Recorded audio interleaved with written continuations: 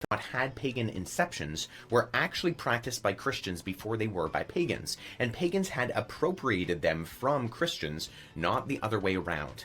At the beginning of December, I reposted this infographic, pointing out that there was lack of evidence regarding the pagan genesis of a few modern Christian traditions, and boy did I get a response. It's obviously pagan, and everybody who has a brain on their head knows it. You will be judged for your leading astray the flock from Yeshua Adonai Yahuwah to follow the great Shaitan Ra. A Christmas tree is an idol. You bring it sacrifices, hold hands around it to sing songs, and then bow down to it to get your presents. I've never seen a clearer example of pagan worship before. Jeremiah 10, 3-4 clearly forbids you to have a Christmas tree. You can try your best to say it doesn't, but what else could it be talk about?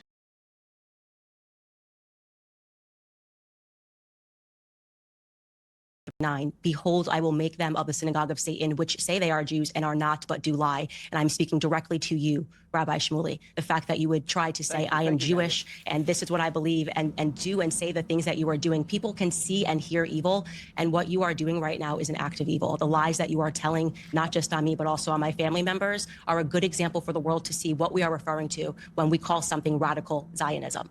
Okay, Rabbi Shmuley. Okay, and okay, thank you. And of course, Pierce, there was nothing ad hominem about my being demonic. This is a 2 against 1 debate. I expected that. It's not a 2 against 1 debate. And I will, excuse me, no, it's a 2 against 1 You've debate. Made no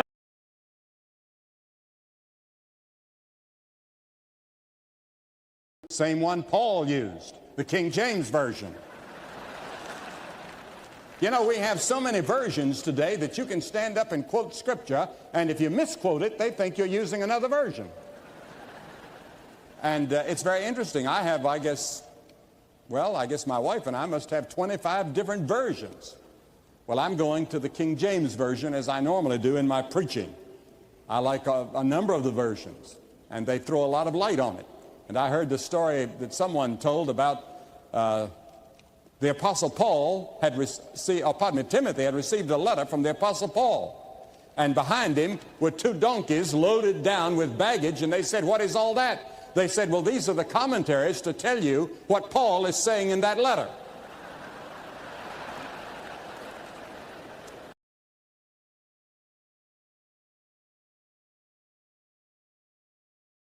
MAGA and pro-Israel billionaire Bill Ackman had privately cornered Charlie at an event in the Hamptons not long before his death and made, quote, threats after Charlie questioned the way that Israel was handling the war. Now, Ackman denied that, and you had Charlie's producer and spokesperson claiming that Charlie had a cordial relationship with Bill. But apparently at this Hamptons meeting, people were questioning whether or not Charlie should host Tucker Carlson, who he's been very critical of Israel at an upcoming event, and Kirk allegedly claimed, honestly, people telling me not to have Tucker makes me want to have Tucker. And all this ties to some of the latest claims that Candace has made, saying yesterday on her show that Charlie was, quote, done with Israel bullying him, and then sharing screenshots of messages that she claims came from a group chat that Charlie was in with his pastor and 7 other people, where he said, So Charlie writes in his group chat, just lost another huge Jewish donor, $2 million a year, because we won't cancel Tucker. I'm thinking of inviting Candace. Somebody writes, oh. Charlie writes, Jewish donors play into all of the stereotypes. I cannot and will not be bullied.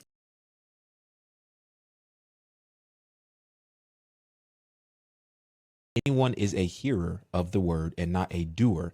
He is like a man who looks intently at his natural face in a mirror, for he looks at himself and goes away and at once forgets what he was like.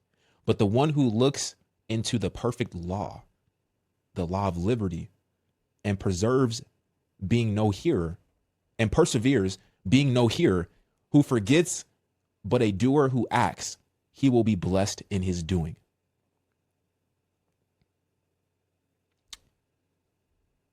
I know the reading was a little rough, but you understand what I'm trying to say, right?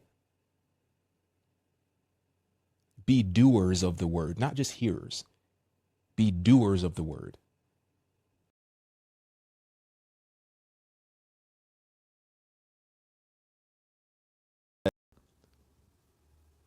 The most nightmare scenario that it can think of is a society where artificial intelligence is controlling the entire globe, essentially, behind the scenes without humans even knowing.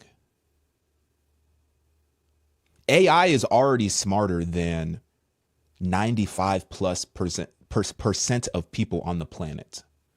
There's very few people who possess an IQ that is higher than artificial intelligence. And that's today. And we're just at the tip of the iceberg. This is brand new technology. It's advancing so fast. I want to show you this interview right here. This is an even more in-depth conversation. It's only about a minute long with Amica, but I want you to listen to the questions that are being asked to this robot and listen.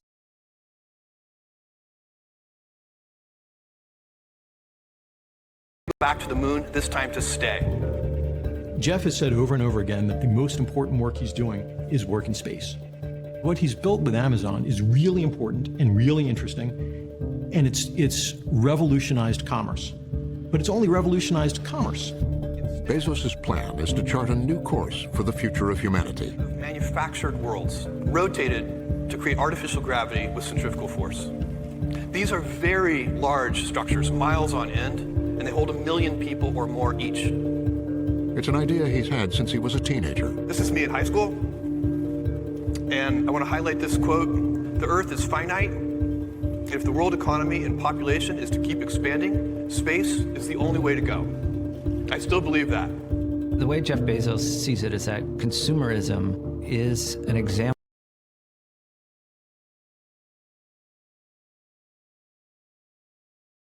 The idea of me thinking that the idea of going into film, it's like a very Saturday idea, a hobby idea, not a job. And when I shared it with him, the pause that he took, you know, another bead of sweat started on my back of my neck before he goes, "Well, don't half-ass it." Now, I will say this, though. I do know now, and I didn't know it then, I've realized it in the last 10 years, the way that I asked him is part of the reason he gave me that answer. I really wasn't asking him. I called him and said, "Dad, what do you got, monkey man?" I said, "I don't want to go to law school anymore. I want to go to film school." I didn't go, I'm not sure about law school. I think I want to, I think I may want to go to, if I'd have stuttered into that, I think he would have, again, heard me half-assing what I want.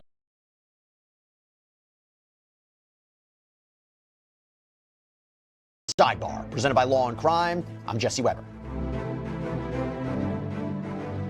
All right, so we're doing something very different here on Sidebar. We are breaking down this legal paperwork we just got our hands on in real time. No prep. I'm literally looking at this right now. This is new paperwork that was just filed in connection with the arrest of Tyler James Robinson, the 22-year-old who is suspected of killing Charlie Kirk. Now, what do I have in my hands on? I have an affidavit of probable cause. I have an order from a judge denying him bail, and then a public safety assessment report. I'm going to break all of this down in real time. He hasn't been officially charged yet, but this is what he has been booked on. I want to bring on trial attorney Rich Schoenstein, who's going to break this down with me in real time. So we're both looking at this. Rich, good to see you. By the way, great background. Is that real or is that AI? I mean, it looks like really. Yeah, no, this is my.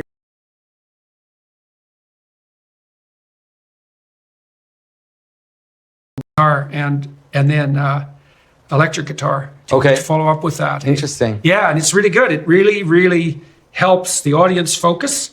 And Tammy and I focus backstage, and it sets a high bar for excellence, which is helpful. And so hopefully we can integrate that into this ARC conference. Yeah. And so what have you been working on?